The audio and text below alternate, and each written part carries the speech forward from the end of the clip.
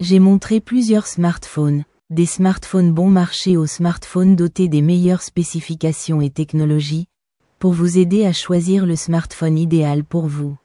Mais aujourd'hui, nous allons voir les spécifications d'un smartphone avec beaucoup de potentiel. Mais d'abord, abonnez-vous à la chaîne car j'apporte de nouveaux produits chaque semaine. Voyons les spécifications de ce smartphone. Il s'agit du Xiaomi 14 Ultra, avec un écran AMOLED de 6,73 pouces, 120 Hz. Résolution de 1440 par 3200 pixels, avec un rapport hauteur-largeur de 20/9. Il dispose d'un processeur Snapdragon 8 Gen 3, avec 8 cœurs, à 3,3 GHz. Avec un processeur graphique Adreno 750. Et il peut avoir une capacité de stockage allant jusqu'à 1 Teraoctet. Et 16 Go de mémoire. L'appareil photo principal est de 50 mégapixels, il enregistre des vidéos en 8K, au ralenti jusqu'à 1920 images par seconde et dispose de la technologie HDR. La caméra frontale est de 32 mégapixels et enregistre des vidéos en 4K. Il dispose de connectivité 5G, Wi-Fi 7, Bluetooth 5.4, NFC et GPS, mais il dispose également d'une connexion USB 3.2 de type C pour charger la batterie et transférer des fichiers vers l'ordinateur. Pour déverrouiller, il dispose d'un lecteur d'empreintes digitales et d'une reconnaissance faciale. Il dispose d'une batterie non amovible de 5000 mAh, avec une charge de 90 watts, qui charge la batterie en 33 minutes, et une charge sans fil de 80 watts. L'écran est doté d'une protection Xiaomi Shield Glass contre les impacts de chute. Ce smartphone est fabriqué en aluminium, certifié IP68, résistant à l'eau et à la poussière, et pèse 220 grammes. Vous pouvez mettre 2 cartes Nano SIM pour la communication, mais ce n'est pas compatible avec une carte microSD. Les smartphones sont devenus un appareil indispensable dans nos vies, en raison de leur polyvalence, de leur commodité et de leur capacité de communication. Mais avec autant de smartphones différents, il peut être difficile de choisir quel smartphone acheter. Car il faut prendre en compte plusieurs caractéristiques, la taille de l'écran, la quantité de mémoire, la vitesse du processeur, la résolution de l'appareil photo, la connectivité ou les capteurs dont il dispose. Mais je vais vous expliquer toutes ces caractéristiques, afin que vous sachiez comment choisir un nouveau smartphone.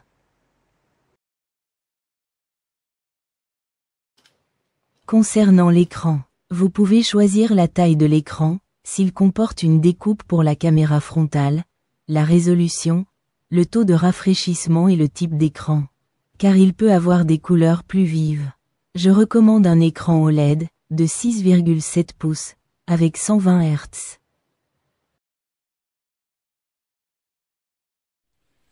Le processeur est très important, car plus il est rapide, plus le smartphone fonctionnera rapidement et plus votre interaction sera fluide. Un processeur peut avoir plusieurs cœurs, de la vitesse et un processeur graphique intégré, ce qui est très important pour les jeux. Je recommande qu'il soit équipé d'un processeur Mediatek ou Snapdragon, avec au moins 6 cœurs à 2,4 GHz.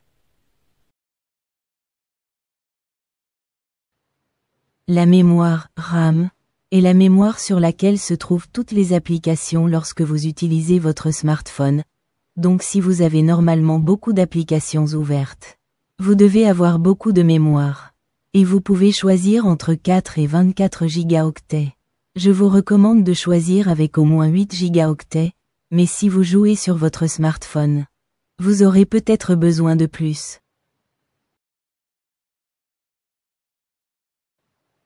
La mémoire interne est destinée aux fichiers, aux applications installées et au système d'exploitation. Un smartphone peut avoir entre 64 gigaoctets et 1 Teraoctet de capacité. Je recommande de choisir un smartphone avec au moins 128 gigaoctets, mais si vous enregistrez des vidéos et des photos, vous devriez choisir 256 gigaoctets. Le smartphone possède normalement deux types de caméras. La caméra arrière et la caméra avant. La caméra arrière est la principale, de meilleure qualité, et peut avoir 4 caméras différentes. Un appareil photo peut avoir un très grand capteur pour une meilleure image, une meilleure sensibilité la nuit, prendre des photos jusqu'à 50 mégapixels ou enregistrer des vidéos en 8K. Je vous recommande de choisir un appareil photo qui enregistre des vidéos en 1080p au moins et capture des photos en 12 mégapixels.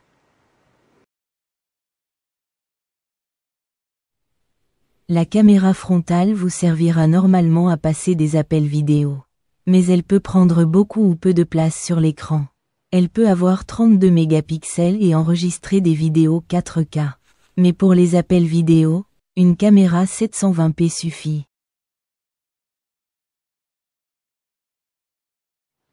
Concernant la sécurité des smartphones.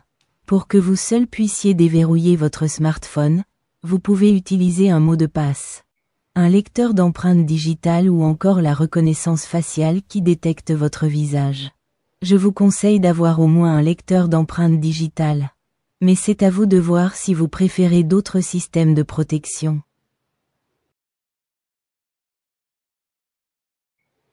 Concernant la connectivité sans fil. Le smartphone est connecté à Internet via les données mobiles ou le Wi-Fi. Actuellement, la 4G et la 5G sont les plus courantes. Mais la 6G sera la prochaine génération. Pour vous connecter au Wi-Fi, vous pouvez avoir le Wi-Fi 5 avec une vitesse de 3 gigabits, ou le Wi-Fi 6 avec 9 gigabits.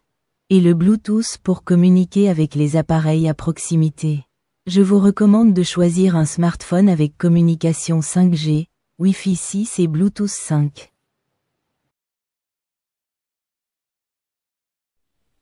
Mais un smartphone peut aussi avoir une compatibilité avec d'autres cartes. Car un smartphone peut avoir 2 cartes pour la communication mobile. Mais on peut aussi mettre une carte microSD pour étendre la capacité de stockage.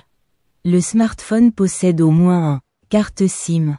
Mais si on a besoin d'étendre le stockage, on peut aussi mettre une carte microSD.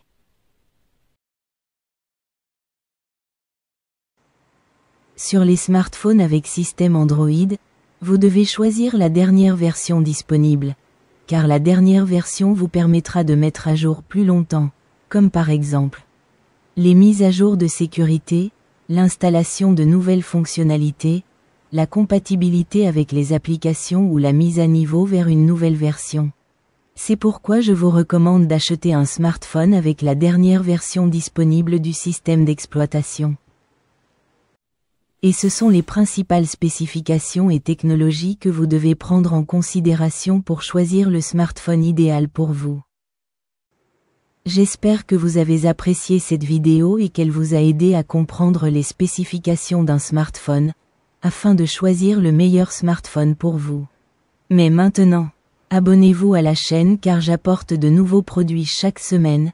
Aimez la vidéo pour aider la chaîne à se développer. Et si vous avez des questions, écrivez dans les commentaires.